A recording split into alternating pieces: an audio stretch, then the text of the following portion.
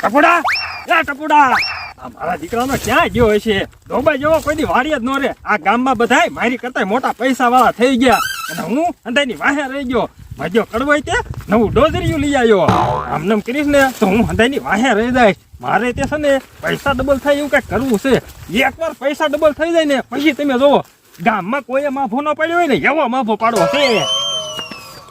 બોલો લ્યો રણુદા કે આખા દીમાં છે ને ફરજિયાત એક વખત ગાંઠિયાનું શાક બનાવવાનું જ તે. હવે ગાંઠિયાનું શાક છે ને મને જરાય ન ભાવે. એમાંય તે પાછું અડધા ચમચા તેલનું જ શાક બનાવવાનું. હવે અડધા ચમચા તેલનું શાક કઈ થોડા બનતા હશે? ઓય બાપા બહુ ઊનું લઈ ગયું. રણુદા જો આવીને એવી શીકણાયું રહી ને તો મારો તો વજન ઘટી જવાનો છે. એ ભાઈ હાસુ કીજો મારો વજન થોડો ઓછો થઈ ગયો લાગે છે ને. હે રણુદા કેમ ફફડાટી આવે?